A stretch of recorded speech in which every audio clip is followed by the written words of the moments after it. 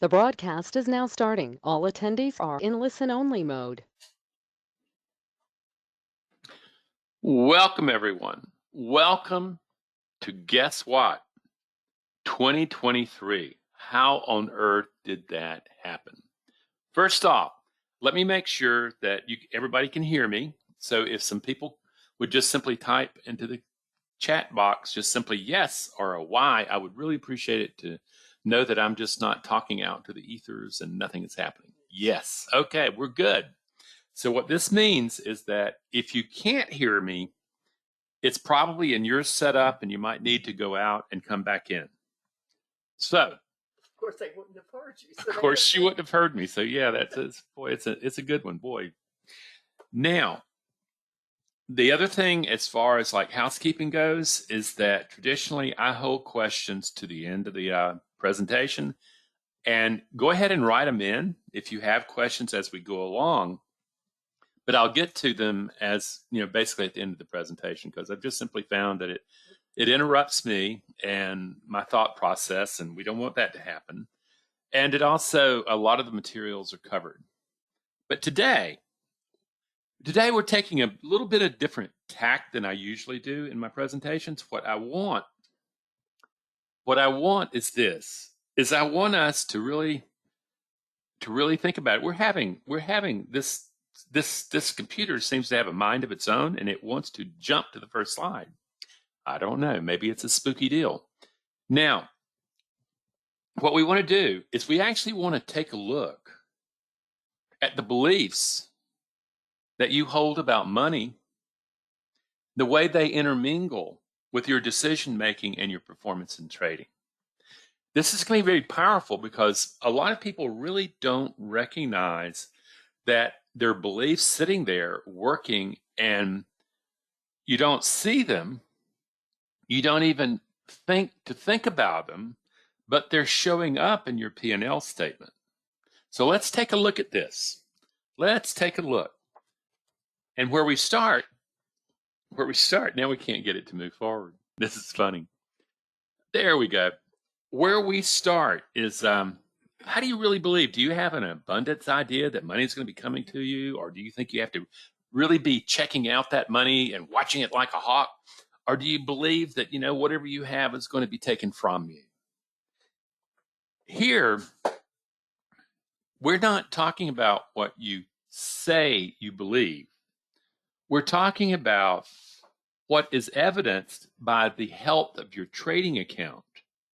Because the thing is that what you say you believe and what you believe that is revealed in your performances are very, very different. What we want to do is we want to start saying, let's get back to talk. Let's get past that talk. When people get into trading, they never think about their beliefs in trading that could really be in the problem. Ask the other people. One guy says you're sounding like Donald Duck. Ask everybody. Okay, let's do this. One guy says I sound like Donald Duck, and the other says I don't have any sound at all. It's the same one. It's the same one. Okay, I want to make sure that everybody else, are you hearing me clearly? So type in some answers really quickly, please. I like that. It sounds like that. You sound fine. Okay, clearly. Okay, we got it. Well, I am only responding to Donald Duck to one person. So at any rate, the key though is what we really want to do is start exploring the mystery between how we go about performing and how we go about talking about what we believe. There is a term that I use often in my work called fraud, as a way of basically a part of the adapted self that's in my deeper work. And that in that fraud, what the fraud is doing, he's talking the talk, but he's blowing up his account.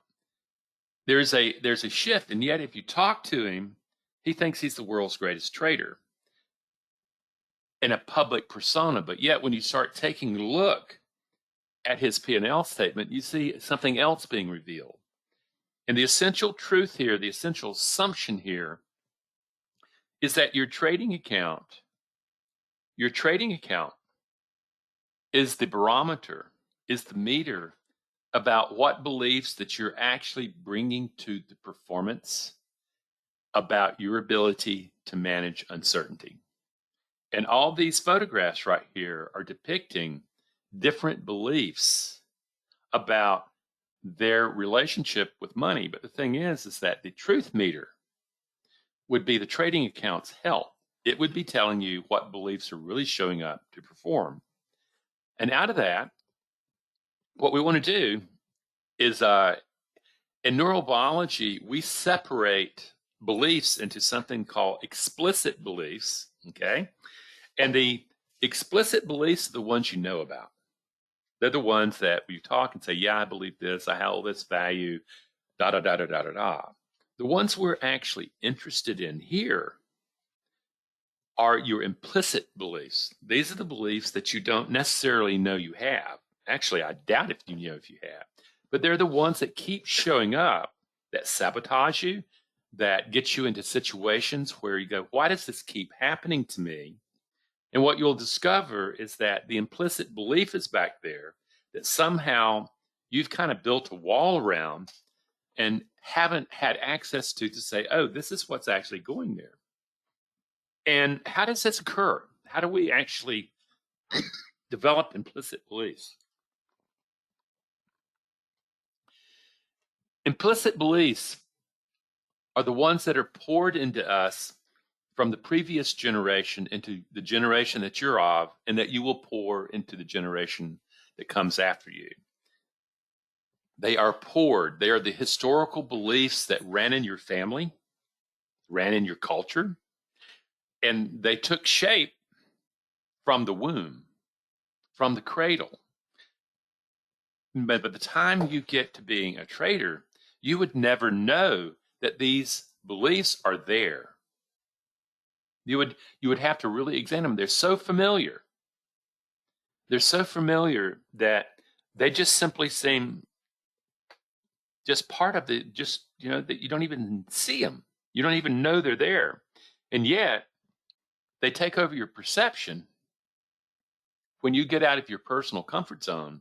And before you know it, when that trade goes against you, whammo, what you begin to realize is what is actually going on here. Why do I keep saying that I'm a disciplined trader? I believe that with all my heart and soul. But when I get into the act and I have capital at risk and I may be taking a loss, what happens is suddenly I'm not a disciplined trader. There, my friends, right there is the difference between an explicit belief, I'm a disciplined trader, and the implicit belief of that's actually operating, that is generating losses. And as a trader, you're going to have to find out, you're going to have to drill down, and you're going to have to find these implicit beliefs and expose them to yourself, which will be uncomfortable. And then you're going to have to learn how to build them into higher functioning beliefs that have the ability of managing uncertainty very differently, that you would be able to manage uncertainty in a very disciplined, impartial way.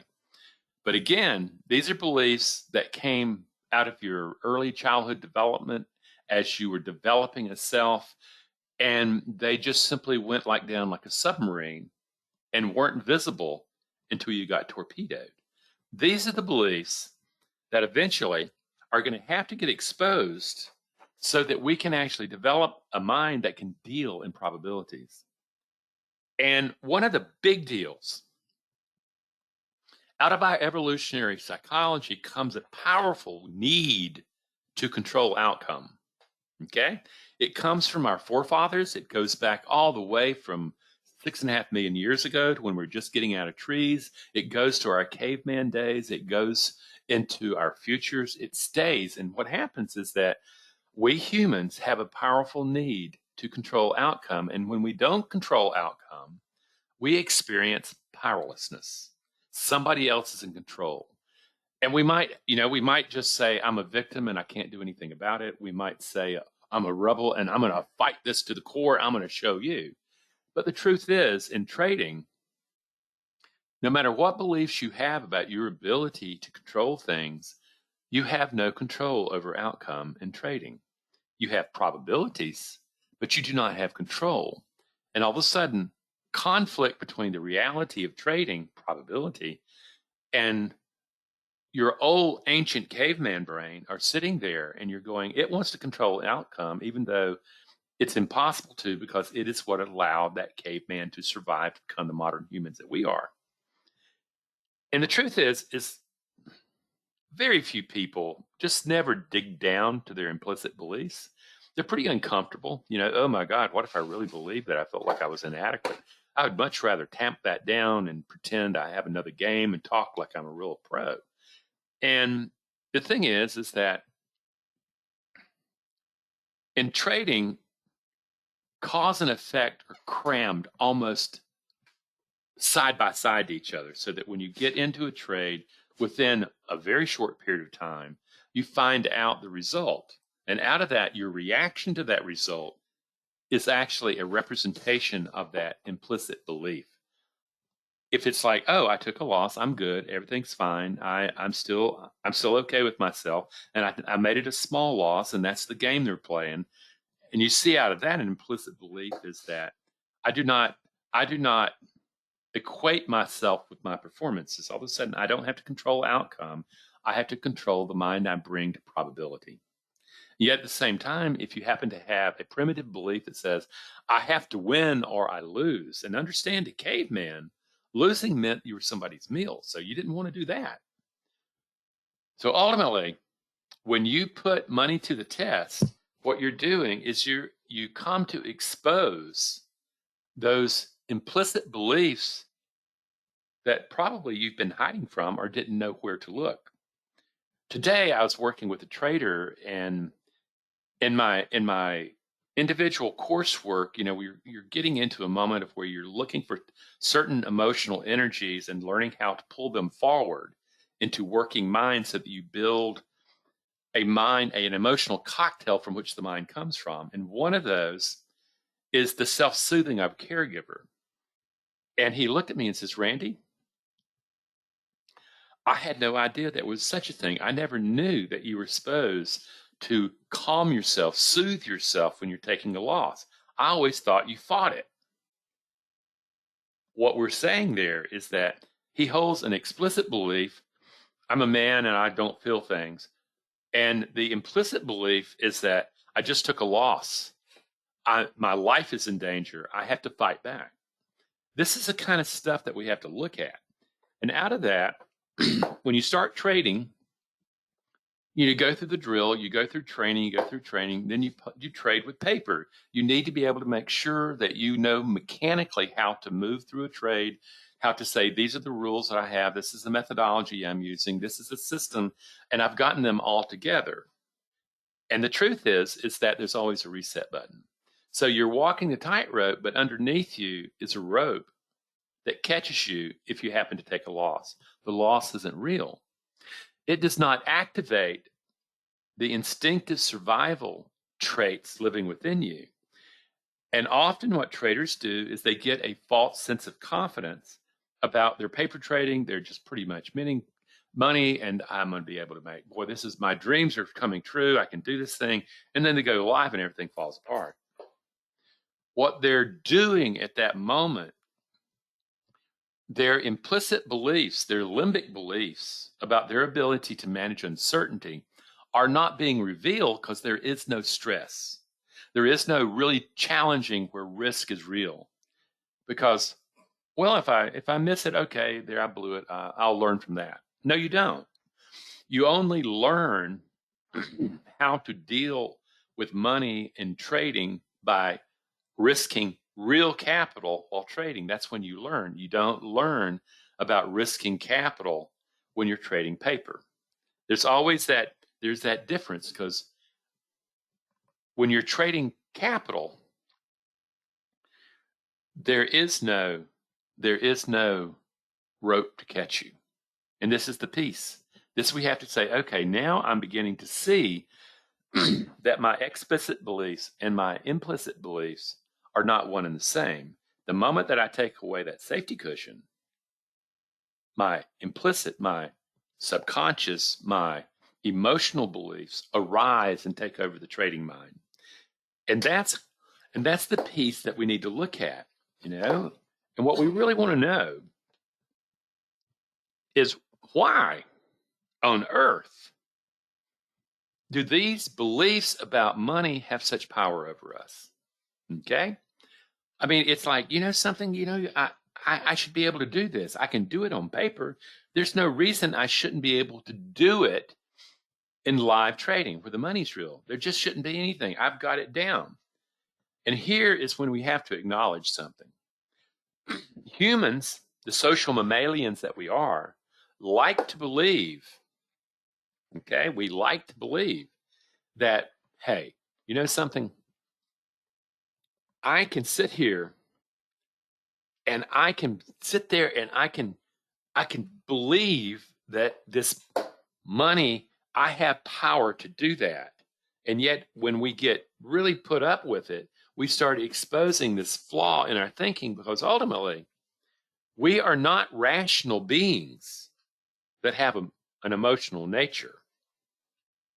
That's what traders believe. That's what Rene Descartes brought in with that whole thing about rationalistic thinking, is he separated mind from body, brain from emotion. The truth is that you are an emotional being. You are the embodiment of emotion. Your flesh is the embodiment of emotions that rationalizes whatever the emotional brain has already talked about, has already decided. And this is where it is then you're going, oh my God. Well, what is it? What is it about our beliefs about money that has so much power? Well, let's take a look at from our primitive evolution back in the day when, there was no such thing as going to McDonald's. There had to be a kill. There had to be something, is that there was a hunter-gatherer. And what happens is each one of these guys doing this job is in dire danger. And there's some people that would never do this. Yet, what you're looking at is power. Power, understand there wasn't money back then.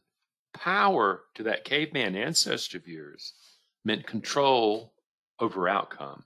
It meant being safe from an animal that they're killing.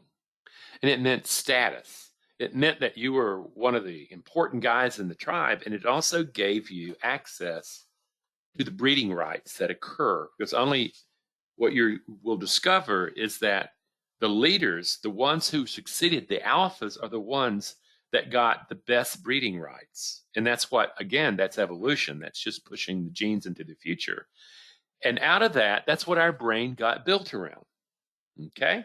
And then, out of all that, it came to a point where it became a representation. Money, as it came into being, became a representation of personal power to survive in a dangerous world. It's easy to see that. You start realizing, oh my goodness, you know something? And by the way, tell this guy who said something about needing hypnosis, that's crazy. Hypnosis is a short-term way of trying to solve a long-term problem, okay? Now, the key is this, though. We go from there. And here's the deal. I want you to take a look at this. We're correlating it. Here's a guy from 40, 50, 60,000 years ago facing off on a saber-toothed tiger. In this, he's got a spear, and he's facing a 1,200 to 1,400 pound carnivore that sees human beings as a meal. So if that guy takes a loss, he's forfeiting his life as a meal to the cat. That is power. Now, you go in and the caveman days are gone, money is invented, and all of a sudden money and power become synonymous with one another. It becomes symbolic to one another. Then you take a look at the guy right here, and he's facing a loss, and he's taking his money and going, I'm taking a loss. I'm losing my power. Of course you're going to fight for your life in a situation like that. That's the problem with revenge trading. So this is where we're looking at, is we have a very primitive brain that is led by instincts that will kill us in today's world of probability. Those cavemen were not thinking in terms of probability. They were thinking of certainty of survival, even if they had to lie to themselves to remain certain. So now we've got it. Is that money became linked with power. The more money you had, the more power to control things you had, the more safety you had from danger, and the more prestige you had in the community. And then you took a loss. Or you're looking at a setup that could turn into a loss. And you can begin to see, I want to hold on to my power. I don't want to put that power in play. When you had the safety net, that wasn't an issue. But the guy on the right doesn't have a safety net. And suddenly, the money that he's put on the line is now a potential loss. And for that, it's a loss that could mean death. So there you go. We see this big deal now. We still carry that brain with us. I often call it the caveman brain. It's called also the mammalian brain. It's also called the emotional brain, and it's called the limbic system. And it just so happens that when your limbic system was creating the thinking brain, started as a tumor, there was intricate communication networks going into the new brain from the old brain. Yet, what happens is that there were only two 19th century telegraph lines going from the thinking brain into the emotional brain. That is why all thinking is emotional state dependent. That's why your belief at the very bottom of it about whether or not you can manage the risks of uncertainty is powerful. And out of that, here we go right here. What I want you to really look at. There you are on the left as a caveman, and you're trading. You've got that caveman living within you. I call him the inner caveman. And yet, what I want you to do on the right side, now these are Neanderthals. But what happens is you're looking at wolf-like creatures, and there's a family there, and mom and the kid are up in the cave mouth, and guess who's taking on a number of wolves with a little spear? That's why you begin to see how Alpha ends up where he has to believe that he's going to win. He has to believe he can make things happen. He does that. Yeah. Because what happens is first he's fighting for his family. He's a social mammalian. He's also fighting for his very life. And he's fighting against an animal that wants him for lunch. So understand is that you have a caveman brain with you at all times when you trade.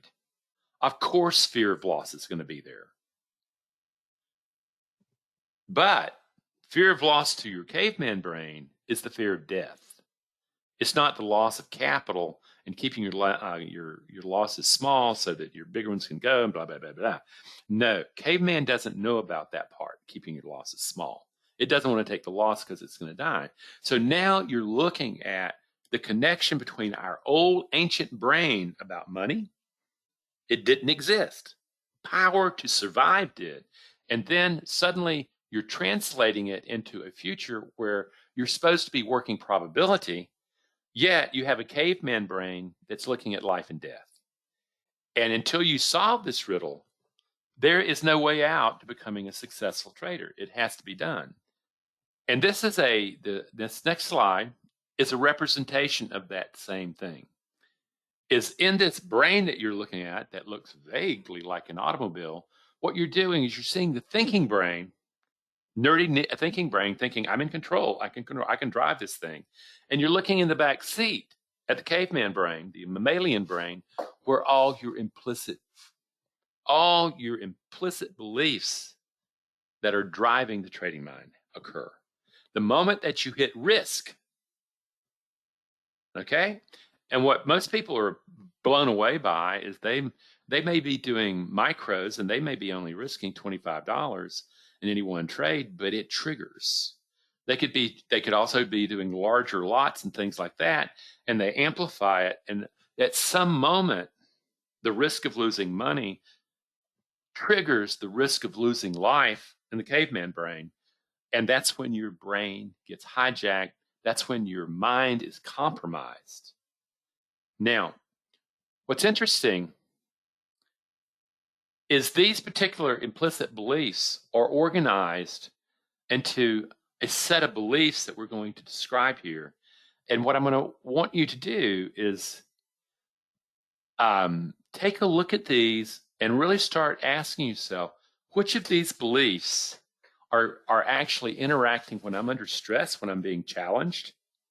Which of these beliefs are actually triggering? There's a good chance when I start working with most people, they don't know the fullness of the power of the belief that's driving their performances. But let's take a look at them, okay? And the first one is this, and this is the alphas. This is big time alpha. Money equals mattering. If I make a lot of money, then I matter. You know, if I have a lot of power, money, I matter. Every alpha I've ever worked with comes in, and what happens is they want to control outcome. They're alphas. They want to make things happen, okay? And they want to never lose. Their whole competitive fire is there. And yet, why do they really want to make a lot of money? To matter. If I make a lot of money, I matter. Now, the problem here is that in business and corporate life, you can be alpha and you can be the top dog. You can make things happen because you're working with other people, that you can make things happen through those people.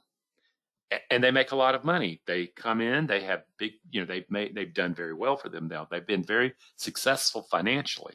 They come into trading and find out that the trading mind is so different than the business mind. In trading, you have no control over outcome. Patience is far more powerful than urgency to act to make things happen. And you also discover that even though you want to win, the truth is the alpha is going to have to become a very good loser, expert loser. And what happens is his mind is not built for the job and the needs of the trading mind. And they end up going, what happens is I'm going to go in there, I'm going to make a lot of money, and they come in and they blow up. They blow up a lot of net worth. I've had guys blow up $15.5 million in 7 minutes. So yeah, it happens like that. But at any rate, at the bottom of it, it's the money that makes me matter. Okay? If I'll have respect, I'll have status. How many people? It's interesting. Doris and I have a friend who has, in the last couple of years, has made well in excess of $180 million. He's at the top dog end of trading. And what happens is a lot of people will go into his room and they say, I'm just going to do just like him and I'm going to make all this money. And what they discover is they can't do it. They can't follow him. Mitch just doesn't have a problem with losing. He realizes it's part of the game and he has absolutely no effect. Yet other people out there, when they take a loss, all this survival instinct kicks in.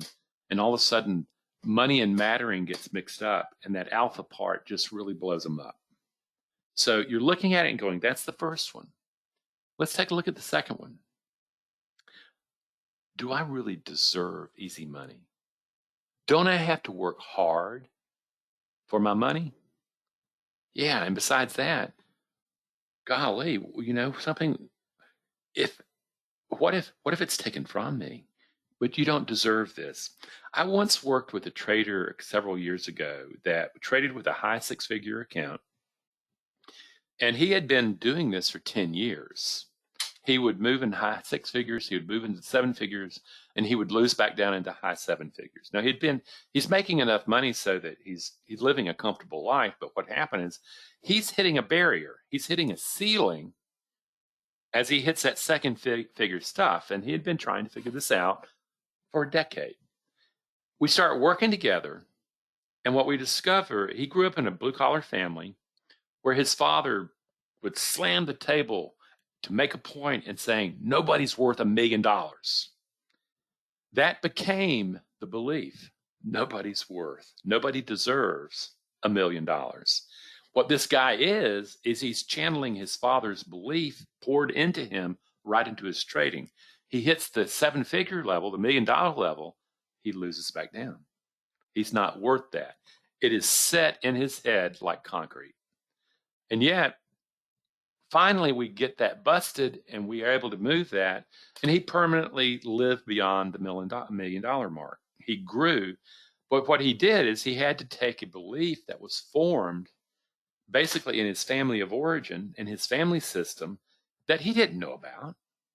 He could not comprehend why this was happening, but he knew that he had a problem somewhere. He would move into six figures and from six figures into seven figures and lose back down. He knew that, but he didn't know the belief. I don't deserve it. And a lot of people don't even get that far. What happens is they don't really believe they deserve success. Say, something, I don't really deserve it. If people really knew me, I wouldn't deserve it. And this is the thing, is that it's there. You have to spot it if you ever have the hope of changing the belief structure behind the emotional reaction to uncertainty. So, another big one. How many in here have said statements like, I'll never make it. I'm just not smart enough. Something, I can't figure this out. I can't do that. It's called inadequacy. I'm not good enough. I'm not going to make it. I'm not smart enough. And on and on and on. I'm stupid. How could I be so lame? What a moron. Blah, blah, blah, blah, blah, blah. What happens is what you're looking at is you're beating the self up. You're drilling into a belief that you don't deserve to win in trading. I see that all the time. It's easily the most common form is that, you beat yourself up. And what's the story, is that I don't deserve it. I'm an idiot. I can't ever make it. I'm never going to be able to learn this stuff. I'm not smart enough. And this is, again, understand this. This is a belief. It's not the truth. But you've taken the misinformation and it become the certainty of belief. And more about that later. Now, there's another one, scarcity thinking. This is most people, particularly that I know in the United States, the reason they would never risk to grow and do something pretty challenging and worthwhile with their life is they say, oh my God, what if I fail? And what if what I have is taken from me? My house, my family, all my bank. What if I risk and I lose? I don't know. I probably ought to stay in this dead end job where, I'm making enough money, but, the truth is I'm not fulfilled, but, I've got all these commitments that, I better watch out. I have a story that I like to tell about a person who had to deal with their scarcity thinking. And it was a woman who, she was a proprietary trader and she was profitable. But what happened is she came to me because basically the firm management came to her and says, Nancy, we really like you, great person, good trader, but you leave too much money on the table. And if you can't solve that problem, then what we're going to have to do is we're going to have to let you go. Okay. And so obviously that's not what she had in mind. And so what she did is she ended up hiring me and we were working. And it just so happens in her growing up, she was Scandinavian, and her family owned a farm in Wisconsin that really was not large enough to sustain itself. It was like a 40-acre thing. And what happened is that the family was always under threat of losing the farm. And there was never enough. Any time something could happen and we could lose the farm, and what happened is that Nancy actually remembers her father sitting at the dinner table, that was his workstation, and fretting about what bills to pay. And they never got to dress like when they went into the town, they didn't have the same nice dresses and things like that. There was always the scarcity if we could lose the farm. There's never enough. Now understand, this is a very loving family. Hey, they're Scandinavian, they're in Wisconsin, they're Lutheran, they're all this kind of stuff. They're a good, solid family. Yet what happens is what's learned in there is scarcity. What I have can be taken from me. Now, it just so happens that it ended up showing up in Nancy's trading. She would get to that thing where she was profitable, and she would take a chunk of the money there and not let it run. And basically in the proprietary firm saying, well, Nancy, this isn't working for us. It needs to change. Now, once she understands where the problem originates, that doesn't necessarily solve the problem, but you actually understand the problem that you need to work on rather than something that is totally unrelated. Now, she ends up learning to do that. She learns to break through that scarcity thinking mentality to where there's another level of being able to work, to be able to work with probability. I don't like to call that prosperity thinking. What happens for me, it is learning that it's very natural for the brain to think about things being taken from it. I mean, it's in survival mode. And so what you're doing is, yeah, it's very easy to fall into that. And again, she's growing up in an environment that basically hypnotizes her into believing that. And that's where she got stuck in the comfort zone. That was her comfort zone. And she was in a place of saying, well, if I stick in the comfort zone, I'm not going to be a trader anymore and not having this nice lifestyle that I have. And she solved the problem. She had to be able to figure out how to face that fear and master it. Okay? So now we've gone there, and I'm adding this one because it's not so much really directed just traders, but a lot of people honestly believe that if people really knew me, that they would know that I was unlovable. Okay? And what they want to do, if they make a lot of money, people will love them. They believe, the thing is, people will notice me. People will, respect me, and they'll do all this stuff, and they'll actually have something to do with me. And again, that's not necessarily an explicit belief. Most likely that trader that has that and is trying to get the respect of people around him and the love and the concern of people around him to like him, doesn't know that that's what's driving his performances. But the thing is, when you take a look at it, you go, okay, what is at the bottom of this? What is it that I'm most basically missing here? And then what he finds out, when he makes a lot of money, he may get adoration from some other people, but it's not love. Okay? So these are the most powerful self-limiting beliefs that you have about the fusion of power and money that are being revealed in your trading account every time you look at it. Every trader brings these self-limiting beliefs into trading. I don't have a business if it weren't for these particular sets of beliefs dominating the performances of the traders that I work with. Okay? Whether or not they're working for a big, huge trading firm or whether or not they're a retail trader, this is what's there. We bring these self-limiting beliefs to the game, and we have to find out how to get out of the prison of that comfort zone. We have to begin to say, something? What is it about this fear I have that is keeping me in the fight-flight response when taking losses or not growing the account like it should? And how can I train myself out of these beliefs? Okay? And what my promise will be is this, is if you start listening to New Age thinking or prosperity thinking and get into this concept of mind over matter, I'm sorry. Ultimately, from my standpoint, I use more of an observational standpoint.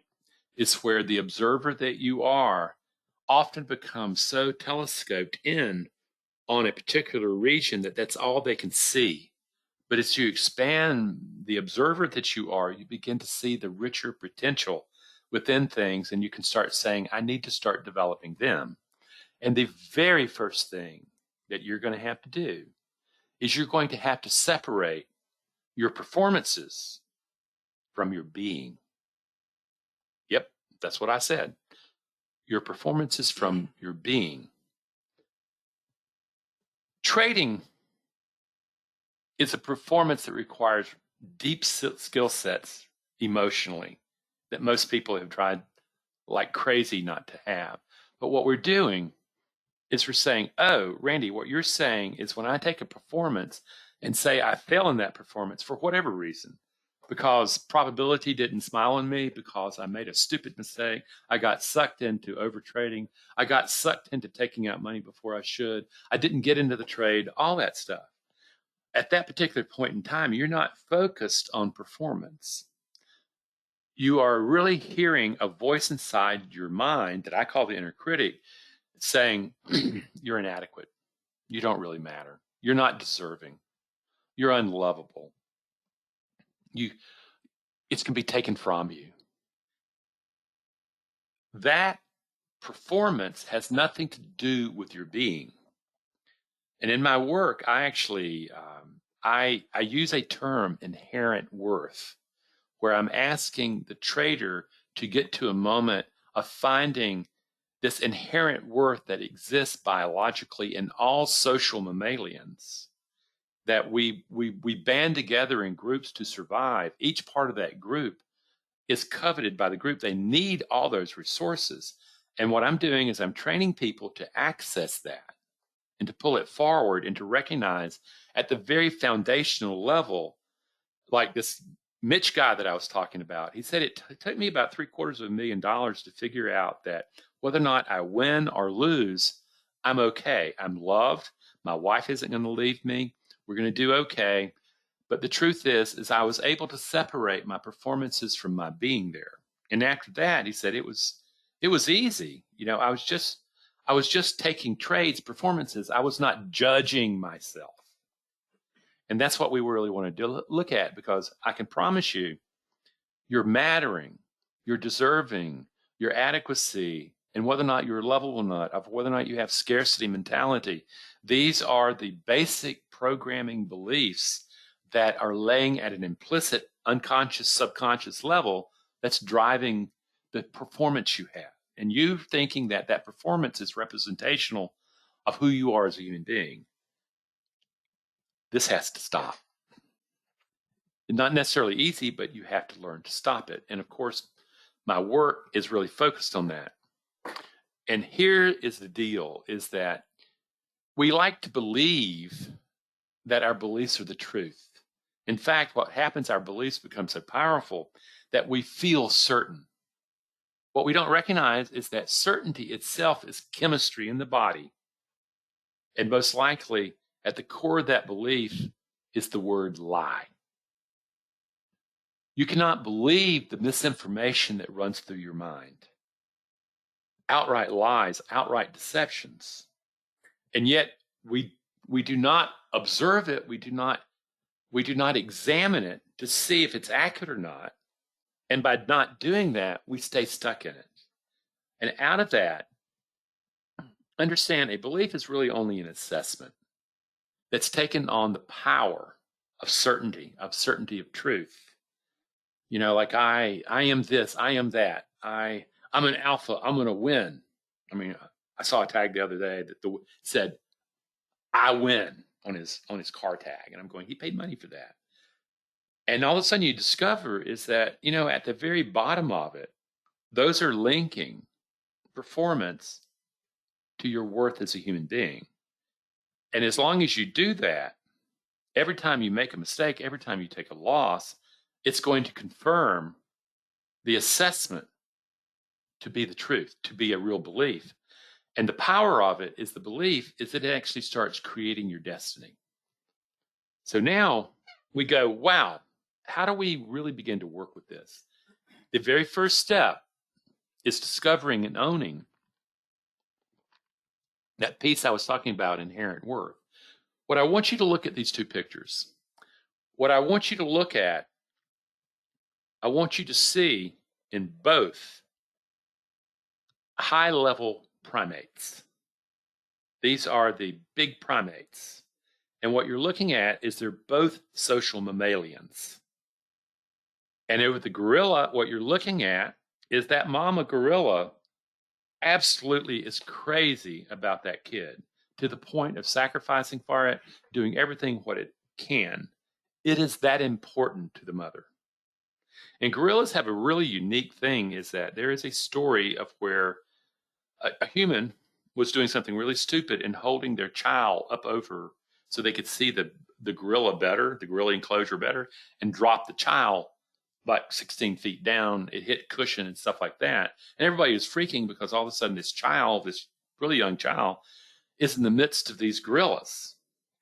A female gorilla goes over to the child, picks it up, walks over to the door with it, and waits for the keepers to come and open the door and take the kid away.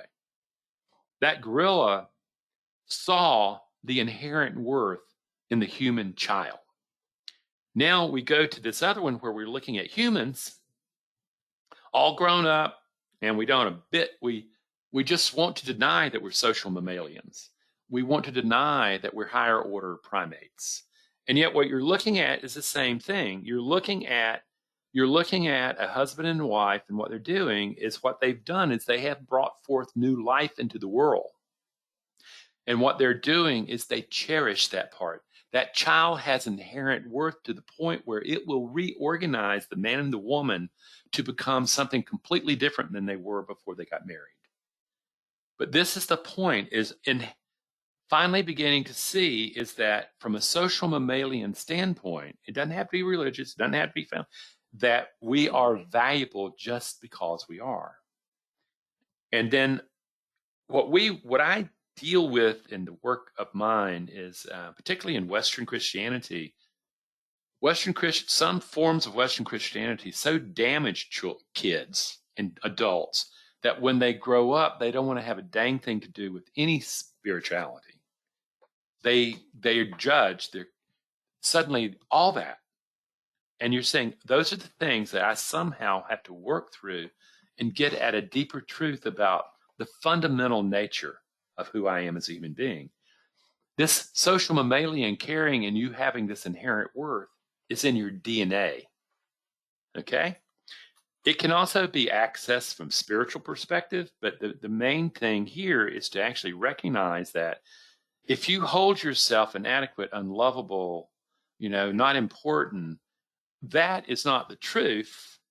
That is an assessment that got poured into you, and you started looking for proof of it, even if it wasn't there. Because the saying in neurobiology is this: you do not see and then believe. You believe, then you see through your beliefs. The reality is created through your beliefs. And this is why we're saying we want to focus on these beliefs so that you can go in and say, now I know what I'm really working on. My emotional nature, the way I'm reacting to uncertainty and risk and capital, is built around the belief of who I am as a human being. And I have linked it inadvertently to my performances. I need to unlink it. So, what I want you to get, we as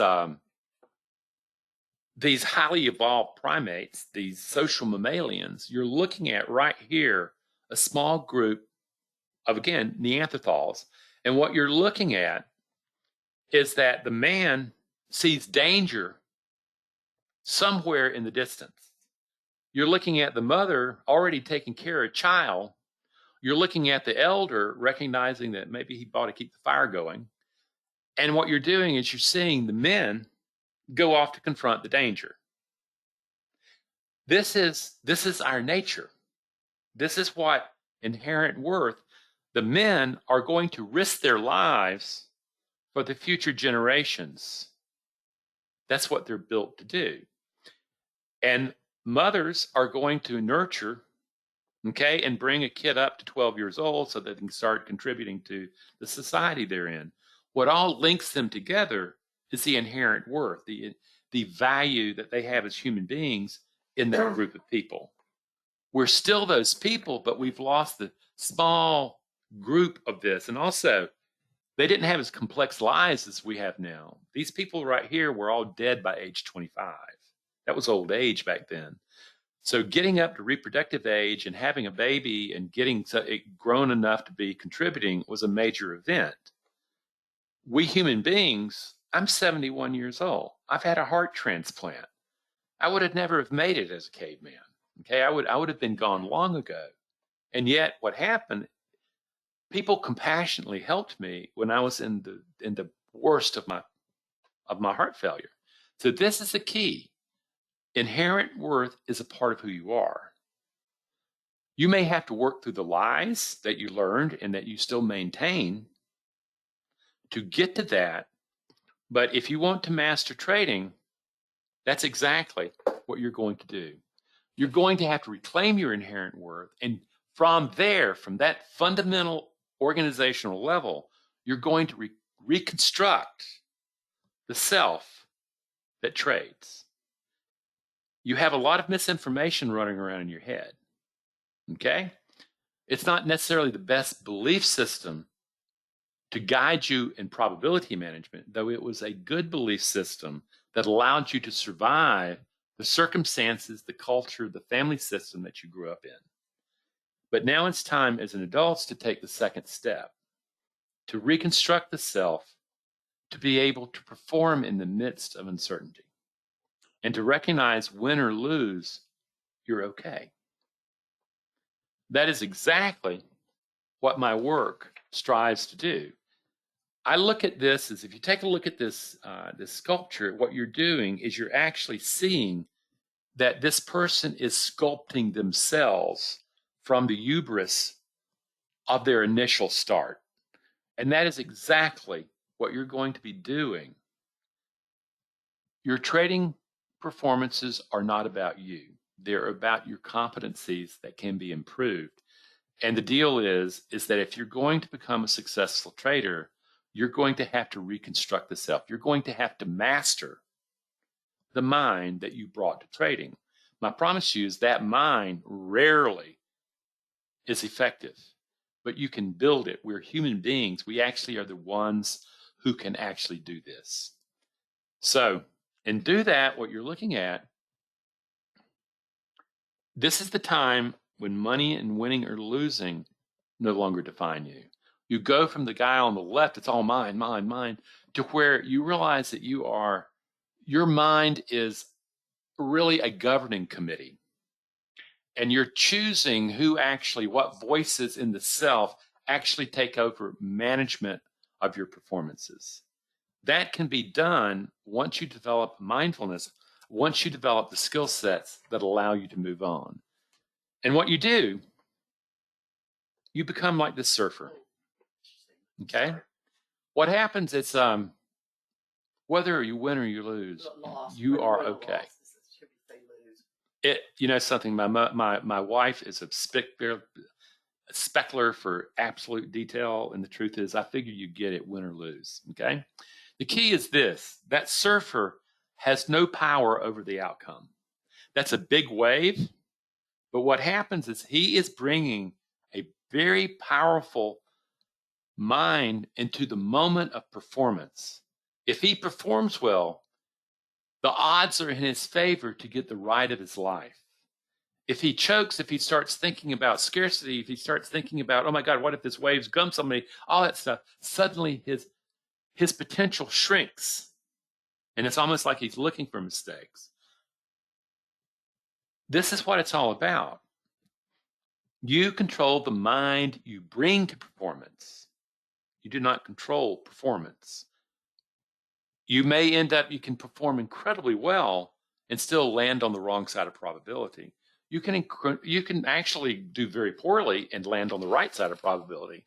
But the thing is over time, the person who manages the mind they bring to the uncertainty of riding that wave is who produces consistent profitability. Okay?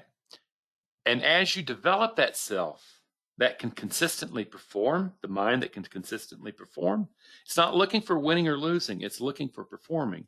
It knows if it does that, it has the psychological edge that drives the method edge. Friends, this is trader psychology. This is peak performance. And what I'd like to do is say this, is that if you're interested, depending on how much you know about me, how much you've been studying me, if you don't know me, go to our website and get our free book. Just start kicking some tires, start taking a look and saying, you know something, is this guy speaking to me and talking about an understanding of the trading mind that I've never heard before? And then read the articles, watch my videos. There's well over 200 of them. And then you go, well, and if you want to take another step, get my book, Mindful Trading. And then when you start really seeing, okay, you know something, I get it. I'm going to have to retool, rebuild the mind. And what I'm going to have to do is I'm going to have to train. I'm going to have to get the skill sets. I'm going to have to learn them somewhere. It's that particular time that our group course and our individual course will become really important things.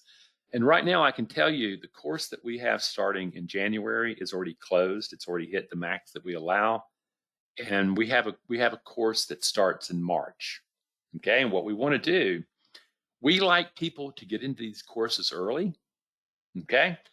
Not because I want to close the deal, because the course is so demanding that if you wait to the last second to enter the course, you're going to be behind when you show up, because other people will have been studying these materials for a month or 2 or 3 before we actually get to the group course. I encourage you, if you are interested, this is when you sign up now for March 15th. If you do that and you do it early enough, you get a free gift from us, the emotional regulation workshop. And what it is it's encouragement for you to start early to be ready for the course. That's what I want you to get. We also have the individual course, which is for very serious students who are looking for the mentorship coming from me. It's a much more comprehensive course, okay? And you end up with 10 sessions with me over a period of 3 to 4 months. It's very powerful, and we get deep inside your belief system. And we start doing things that would be very difficult in a group course, okay? But that's for people who are pretty darn serious and realize that, I want to work with this guy. So what I want to do is I want to thank you for being here. I've really enjoyed myself. And this is something where I really wanted to be able to talk about the beliefs that are driving your financial conversations. And what I want you to notice, these beliefs are not just driving your trading decisions. They're driving the way capital money is in your life anyway. Okay. So we have some comments and questions. So this is Andrew. Okay, how does an implicit belief continue to control me once I identify it? Easy. It's in circuitry. It's not some hocus pocus running around your mind. It has been codified into the very circuitry. And once it's in circuitry and has been insulated, myelinated, it is enormously resistant to change. And that's why hypnotism doesn't work well. It does well initially, and then that thing comes back in. I know a comment from the last conversation I had with my dad when I was 15 and another from my grandmother at his funeral. You're the man of the house now. Suddenly drove me into hyper competitiveness and to feel at a young age I had to provide for my family. I know this is one underlying thing affecting my performance, but I know there's a pivotal moment in my life. Yes, it is. That's something. A juvenile should never be saddled with becoming the man of the house. That's way too much. I know very few men, mature males, that become good rulers of the kingdom of the house. And yeah, what happens is that you take on a heavy burden, and at some time, you're going to have to learn to let go of that burden and to move forward. But the thing is you're not going to hocus pocus it. You're not going to say, I'm a disciplined trader, I'm a disciplined trader, I'm a disciplined trader, and that actually happened. That's like BS. I think he's in the group course. Okay. So Okay. It doesn't matter. Okay. And then this is Okay. Arnold. The fear of loss for me has turned into the fear of not making any money fast enough. Yeah. See it morph. What all of a sudden you have to prove yourself. You have to prove yourself. You have to prove yourself. You have to make money fast. But if I make money fast, look who I'll be. And understand, this isn't a psychological flaw of a modern man. This is survival instincts of caveman. Is that the truth is you're taking a winning attitude that's probably come from American capitalism, and you're saying, I need to win. I need to make a lot of money. And the truth is that's not what trading is. Trading is performing well. Okay? This is his follow-up. This is follow-up. I got no problem losing, but when winning, I get hubris and suddenly I don't need my trading plan anymore, giving back all that profit.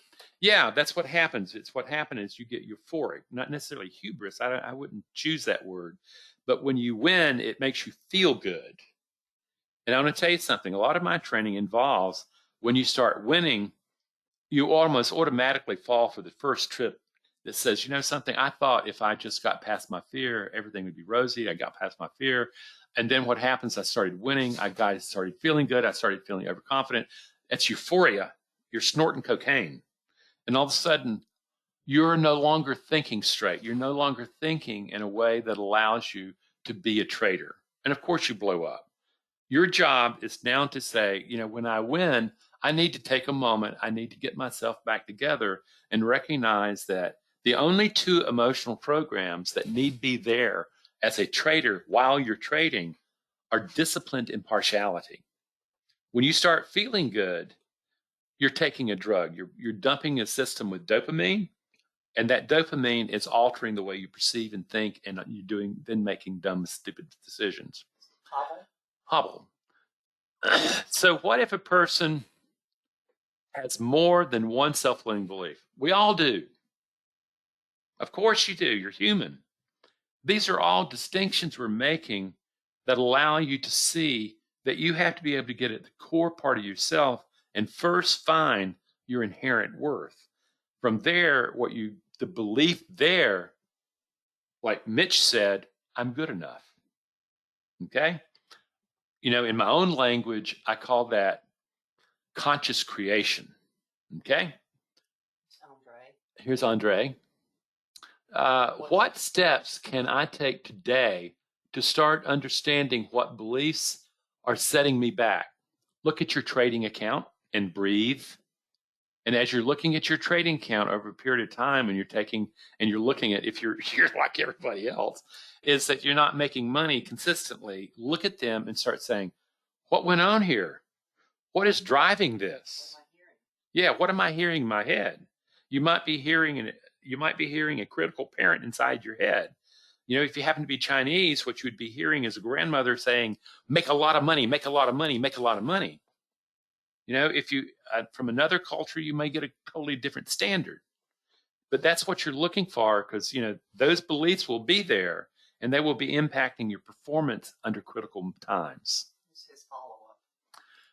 How does one change one's mindset? Well, Andre, I have created a group course and an individual course that do a very good job of helping people equip themselves to make that change.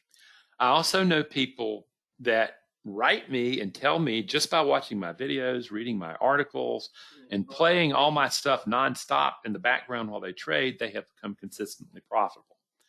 I'm blown away by that. I'm glad to hear that news, but I can tell you it's what most people, well, what a chunk of people do is they finally come to the moment where they recognize that Randy is telling them about the problem. To learn how to solve that problem, you're going to have to take my courses, or you may be smart enough and all that kind of stuff to figure it out yourself, but it's 95 to 98% of traders lose money, so that should give you an idea. Rachel, does it mean that the implicit beliefs never go away?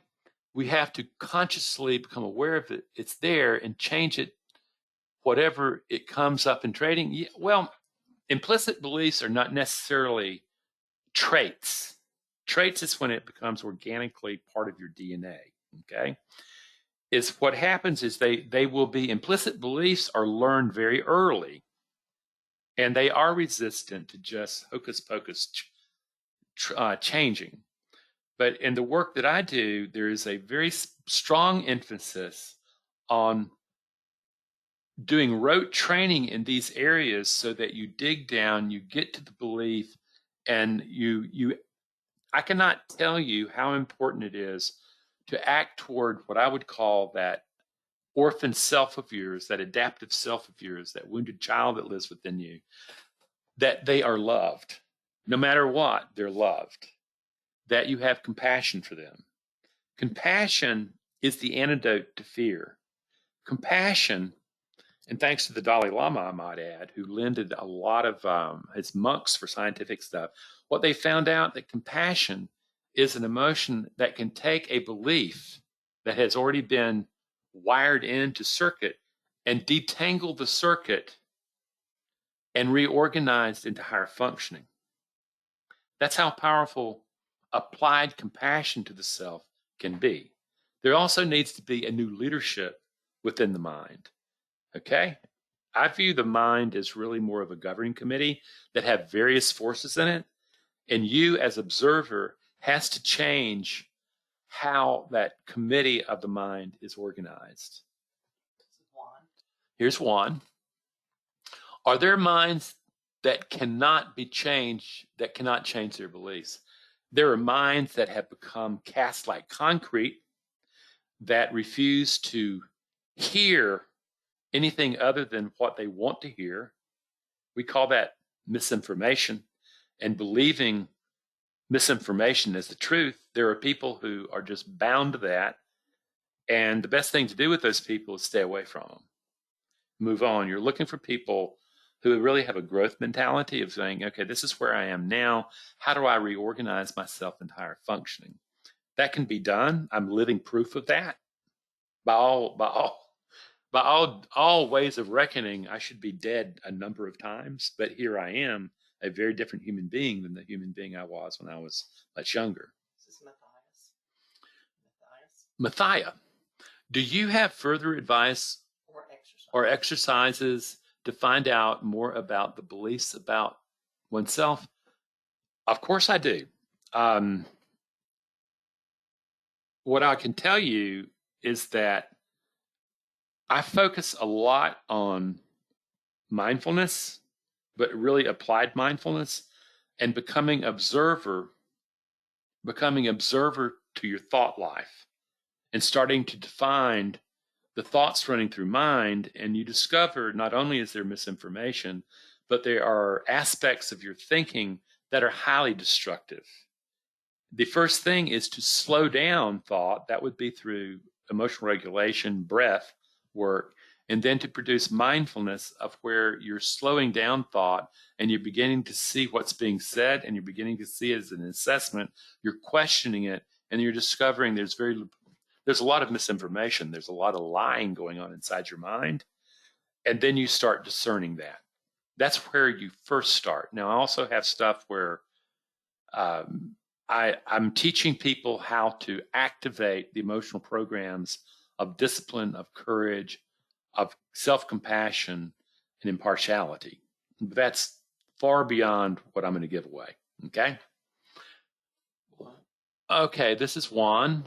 What has more weight? Trading strategy, knowledge on trading, or to control on one's beliefs? Well, I'll say this, is both are needed. They're just different sides of the same thing. Is that what I can tell you is I know plenty of people who have great strategies, and when they're trading paper, they make tons of money. But the moment that it goes live and the money's real, they suddenly don't become good traders. That's the vast majority of traders. And so what you're looking at is that the price to get into the game is your trading strategy. To actually produce the kind of victory you're looking at requires a reconstruction of the belief systems that drive your performances. So understand this. Like an athlete. Yeah, it's like an athlete, is that I follow the Georgia Bulldogs, who won national championship. They don't think about winning and losing. They think about doing your job. That's what they think about, okay? And they have people teach them technique, and they have people that teach them such psychology. They have psychologists. And also the dogs actually have sports psychologists on staff, where they're teaching these things automatically, and they're at the same time the regular football coaches are also teaching technique. So it's both and. It's not either or. It's both and. They're needed together. I mean, you can have a really great centered mind, but not know how to trade, and it's not going to help very much. But you can have a really great strategy, but not have a trader's state of mind that gives you an edge, and you blow up the edge because you can't keep your act together. They have to be done together. Okay? So Friends, I want to thank you for being here. I have been delighted that we've had this time together. And what I ask of you is to really examine yourself.